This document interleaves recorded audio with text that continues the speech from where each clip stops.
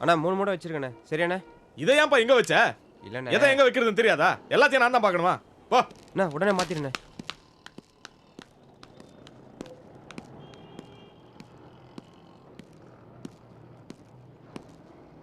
என்னண்ணே வளகாப்புக்கு வராமல் இருந்துட்டியே?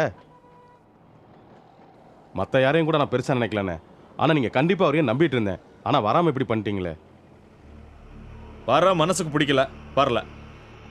அங்க வந்துட்டு வருத்தத்தோடையும் எரிச்சலோடையும் முகத்தை தூக்கி வச்சுக்கிறத விட வராம இருக்கிறது நல்லது இல்லையா? எம்மையில என்னென்ன வருத்தம்? அதெல்லாம் இப்ப தேவையில்லாத பேச்சு. வரலன்னா புரிஞ்சுக்கிட்டு பேசாம இருக்கணும். அதை விட்டுட்டு தேடி வந்து ஏன் வரல என்ன ஏதுன்னு கேள்வி எல்லாம் கேட்க கூடாது. அண்ணே, எனக்கு எதையுமே மனசுக்குள்ள மூடி வச்சு புழுங்க தெரியாது. நம்மளுக்குள்ள என்ன மூடு வந்துடும். அதான் நேரடியாக வந்து கேட்டு போலான்னு வந்தேன். எல்லாத்துக்கும் நேரடியா பதில் சொல்ல முடியாது. எனக்கு வரத்துக்கு பிடிக்கல, நான் வரல, அவ்வளவுதான். ரொம்ப கஷ்டமா இருக்குண்ணே. எல்லாருமே டக்குன்னு மாறிடுறாங்க. எப்படிண்ணே? நல்லா யோசிச்சு பாருங்க. கொடைக்கானல்ல கடைசியா தானே பிரச்சனை வந்துச்சு. ஆனா அதுக்கு முன்னாடி நம்ம எல்லாரும் ஒன்னா ஜாலியா சந்தோஷமா இருந்தோம். அந்த ஜாலியும் சந்தோஷமும் என்னைக்கு தொடரணுங்கிறதான என்னோட ஆசை. உன் ஜாலி சந்தோஷத்தெல்லாம் தூக்கி தூர போடியா. தேவப்பட்டினத்துல சாமி கும்பிட்டோன்னே அவன் நேரா கிளம்பி வீட்டுக்கு போயிருந்தா கரெக்டா இருந்திருக்கும். அதை விட்டுட்டு உன் பேச்சை கேட்டு கொடைக்கானல் போற மாதிரி. அதனால தான் இன்னைக்கு ஒருத்தர் மூஞ்சில ஒருத்தர் முடிக்க முடியாம போயிடுச்சு. இப்ப நீங்க இப்படி பேசுறீங்கண்ணே. ஆனா அதே கொடைக்கானல்ல என் கையை பிடிச்சிக்கிட்டு சந்தோஷம்னா என் வாழ்க்கையில் என்னன்னு எனக்கு இப்பதான் தெரியுது.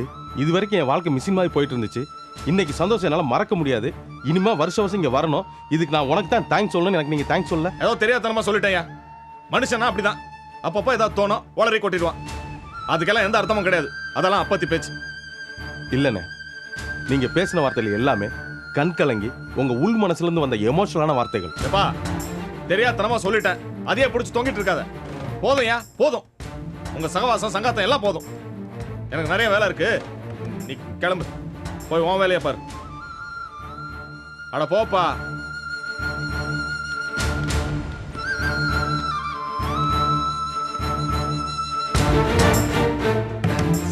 வாயா வா. என்ன நியாயம் கேட்க வந்துட்டியா? என்ன பார்த்து ஏன் இப்படி செய்யறேன்னு கேட்கிற தகுதி எவனுக்கும் கிடையாது. அல்ல, நீங்க என்ன சொல்றீங்க எது சொல்றீங்கன்னு ஒன்றும் புரியல. இல்லை, ஒரு முக்கியமான விஷயம் சொல்லணும். அதான் கோபி, நீ கிளம்ப. சகல, உங்க தங்கச்சி நிர்மலாவை பார்த்தேன். எங்க எங்க பாத்தீங்க? ஒரு ஆசிரமத்துக்கு டெலிவரி கொடுத்துக்காக போனேன். அங்க இருந்தாங்க. ஆனா அவங்க என்ன பார்க்கல. வாங்க வாங்க போய் பார்க்கலாம்.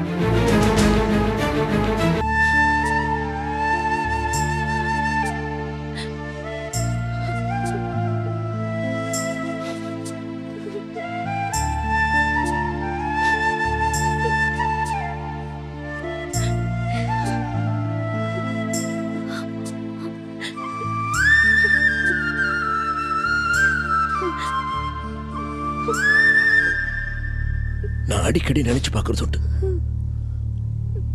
போன ஜென்மத்தில் நான் என்னவா பிறந்திருப்பேன்? நான் ஒரு பஞ்சமா பாதகனா, பயங்கர கொலகாரனா தான் பிறந்திருப்பேன்.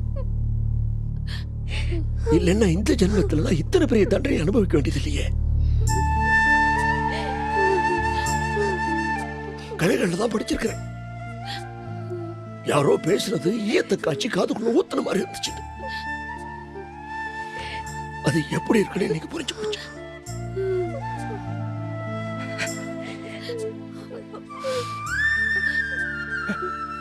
அப்பாவோட சிரிப்பை பத்தி நீங்கள எவ்வளவு பெருமையா பேசுவீங்க. அப்பாவோட சிரிப்பு ஒண்ணு போதும், நம்ம கவலையெல்லாம் மறந்துடலாம். வேற எதுவுமே வேணாம். உங்க அப்பாவோட சிரிப்பை பார்த்து இன்னைக்கு சரோட மாமியார் இன்னைக்கு என்ன வார்த்தை சொல்லிட்டு தெரியுமா? உங்க சிரிப்பு ஒரு நடத்த கட்ட பொண்ணோட சிரிப்பு மாதிரி இருக்குது. அப்படியே கூடி குறுகி போயிட்டு மனசுல கூட யாருக்காவது ஒரு கெட்டது, ஒரு துரோகம் நினைச்சிருப்பேன். என்ன போய் இந்த பொண்ணை கட்டி கொடுத்து ஒரு வீட்டுக்கு அனுப்பிச்சேன்னா அங்க என் பொண்ணு நல்லா இருக்குன்னா அந்த வீட்டு சனங்களும் நல்லா இருக்குன்னு நினைக்கிறவன். என்ன பார்த்து அந்த அம்மா சொல்றாங்க, அவங்க படுற கஷ்டத்தெல்லாம் பார்த்து மனசளவுல நான் சந்தோஷப்படுறேன். இப்படி எல்லாம் அந்த அம்மா பேச நான் என்ன பாவம் பண்ணிட்டேன்? நினைச்சுக்கோங்கப்பா. சூரியனை பார்த்து நாய் கொலைச்சதுன்னு நினைச்சுக்கோங்க. அப்பா, இப்படி நடக்கும்னு தெரிஞ்சுதானே நீங்க போனீங்க. தெரியுமா, நல்லாவே தெரியும். சரோட மாமியார் என்ன வேணா பேசுவாங்க, எப்படி வேணா நடத்துக்குவாங்க. எல்லாமே எனக்கு பழக்கம்தான். ஆனா இன்னைக்கு நடந்துச்சு பாரு, அத நான் கனவுல கூட நினைச்சு பார்க்கல. என்னப்பா சொல்றீங்க?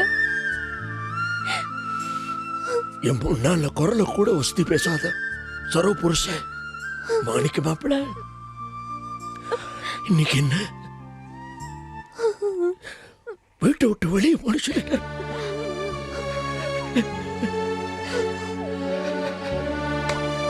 போதும்டா சாமி, போதும்.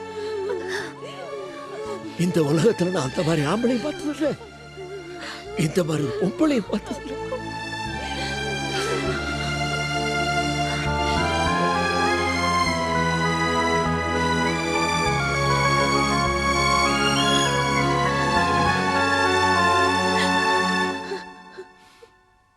சரம்மா, அப்பா மன்னிச்சிருந்தா. என்னப்பா இது? என்னப்பா?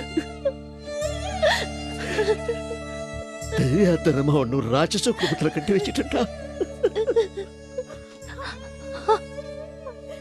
அப்பா, அழாதீங்கப்பா. இதெல்லாமே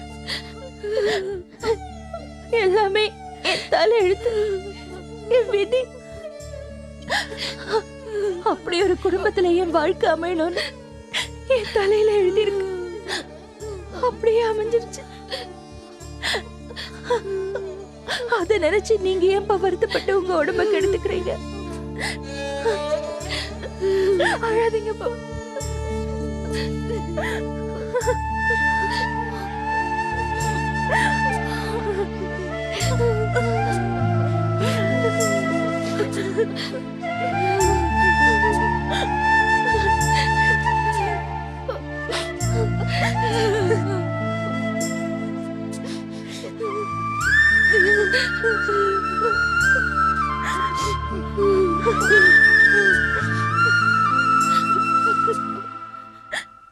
அப்பா, உங்க இன்னொரு மருமகர் ரவி வந்துட்டு போனாருப்பா. என்னவா? லீலாவை அவங்க வீட்டுக்கு கூட்டிட்டு போகணும்னு வந்தாரு. ஆஹா, லீலா, இப்படி வா வா.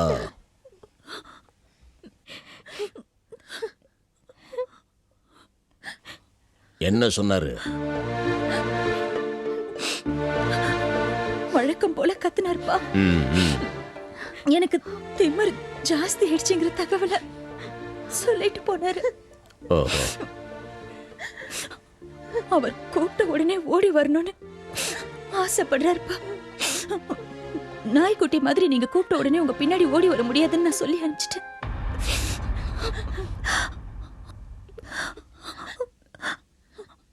அப்பா, நான் சொன்னது தப்பாப்பா? தப்பே இல்லடா, தப்பே இல்ல. முழுக்க முழுக்க சரியா சொல்லியிருக்க. உங்க அப்பா போட்டுதான் எல்லா தப்பு கிடக்கு. என் பிள்ளைங்க எல்லாம் நல்லா வளர்ந்து தெளிவாயிட்டீங்க. உங்களுக்கு தான் சரியா புரியுது.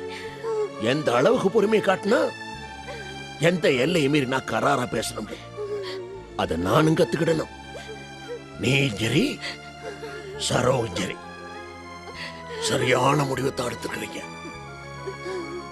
நான் தான் நடைமுறை சிக்கல்லாம் ஒன்றும் புரியாம அப்பப்போ உங்கள்லாம் பொறுமையா இருக்குடா, அமைதியா இருக்குடா, எல்லாம் சரியா போயிடும் அர்த்தம் இல்லாம பேசிட்டு வந்திருக்கிறேன். நீ சொல்லதான் சரி.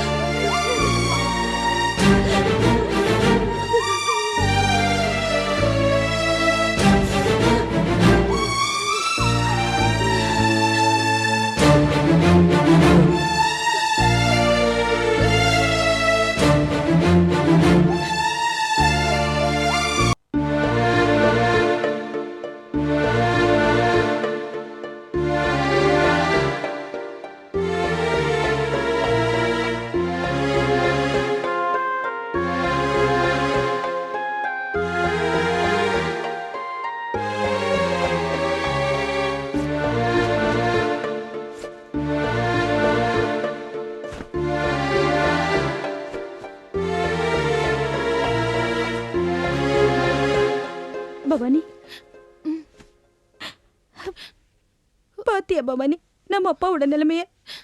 ஆமாக்கா, அப்பா ரொம்ப பாவம்க்கா.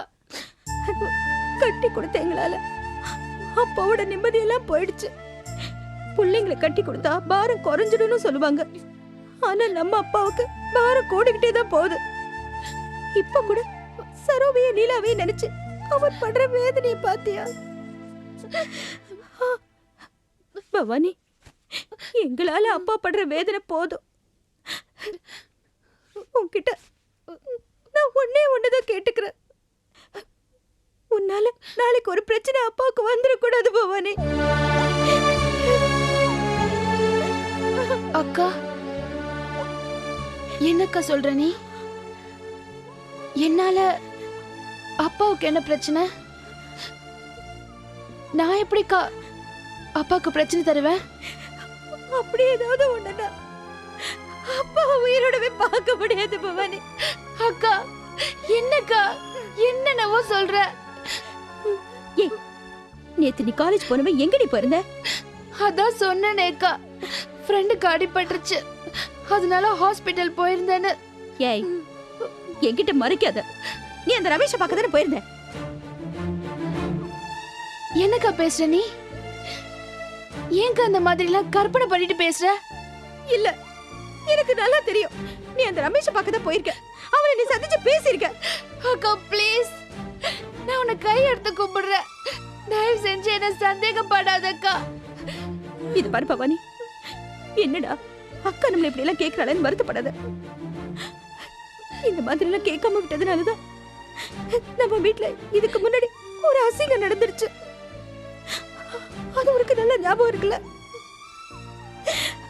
நாமல அதனால எவ்வளவு பாதிக்கப்பட்டோம். அது மறந்துட்டியாடி? அக்கா, நான் எந்த தப்பு பண்ணலக்கா. இத பாரு, இத நான் காரணம் இல்லாம உன்னை கேட்கல. கீழ் வீட்டுக்காரமா நீயும் ரமேஷ் பேசுறத பாத்துருக்காங்க. அவங்க கிட்ட அது யாருக்கு தெரிய வேண்டாம்னு நீ சொல்லிருக்க. இதெல்லாம் எனக்கு தெரியும் பவானி. இத பாரு, தயவு செஞ்சு கிட்ட மறைக்காத. என்ன நடக்குது உங்களுக்குள்ள? தயவு செஞ்சு சொல்லு பவானி. சொல்றேன்க்கா, நான் ரமேஷ் கூட பேசினது உண்மைதான், வீட்டுக்காரமா உன்கிட்ட சொன்னது உண்மைதான். ஆனா நீ நினைக்கிற மாதிரி தப்பா எதுவும் இல்லக்கா. பின்ன அவனோட உனக்கு என்னடி பேச்சு? அக்கா, அந்த ரமேஷ் இருக்கான்ல, அவன் என்ன தொடர்ந்து ஃபாலோ பண்றான், என்ன விரும்புறதா சொல்லிட்டான்க்கா. ஆனா நான் கடுமையா சொல்லிட்டேன்க்கா, என்கிட்ட இந்த வேலையெல்லாம் வேண்டாம், ஏற்கனவே நம்ம 2 குடும்பத்துக்கும் நடுவுல ஆகாது அப்படின்னு சொல்லிட்டேன்க்கா. ஆனாலும் அவன் பழைய மாதிரி நடந்துக்கிறான்க்கா. அப்படியா? அவன மாமா கிட்ட சொல்லி உண்டு இல்லைன்னு பண்ணிடுற பாரு. அக்கா, இதான்க்கா, இந்த மாதிரி ஏதாவது பிரச்சனை வந்து அது பெருசா கூடாதுன்னா நான் வீட்டுக்காரமா கிட்ட அப்படி சொன்னேன். ஏற்கனவே ஏகப்பட்ட அடிதடி நடந்திருக்கு, இனிமேலும் என்ன வச்சு எந்த பிரச்சனையும் வர்றது நான் விரும்பலக்கா. அதான் இதை நானே சமாளிச்சால் முடிவு பண்ணி மறைச்சிட்டேன். போஸ் மாமாக்கு தெரிஞ்சா அதுக்கப்புறம் அவர் கார்மெண்ட்ஸ்க்கு போகாம அவனை தேடி அலைஞ்சி சண்டை போட்டுட்டு இருப்பாரு. எதுக்கு அனாவசியமா பிரச்சனை தாக்கா நான் இதை மறைச்சிட்டேன். அக்கா, அப்ப கூட நான் உங்ககிட்ட சொன்னது போய் தான்க்கா, ஃப்ரெண்டுக்கு அடிபட்டுருச்சு அப்படின்னு சொன்னேனே தவிர விவரமா சொல்லல. என்னோட ஃப்ரெண்டு குருன்னு ஒரு பையன் ரமேஷ் என்கிட்ட வம்பு பண்ணதை பார்த்து அவனை கண்டிச்சான். அதுக்கு அந்த ரமேஷ் அவனை போட்டு அடிச்சிட்டான்க்கா. அவனை தான் நான் ஹாஸ்பிட்டல் அட்மிட் பண்ணி லேட்டா வந்தேன். இவ்வளவு நடந்து போச்சா? அந்த எடுபட்ட பயல. அக்கா அமைதியா இருக்கா? இப்போ என்ன புரிஞ்சுக்கிட்டல? என் மேல எந்த சந்தேகமும் இல்லையே?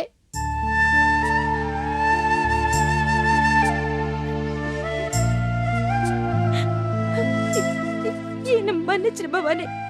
நான் தான் அவசர புத்திக்காரி இல்ல, அதான் அறிவு கேட்ட தெரியுமா உன்னை சந்தேகப்பட்டுட்டேன். இப்போ மட்டும் இல்லக்கா, எப்பவும் நீ என்ன நம்பணும். நான் உன்கிட்ட போய் பேசவே மாட்டேன். நீ எனக்கு அம்மா மாதிரிக்கா.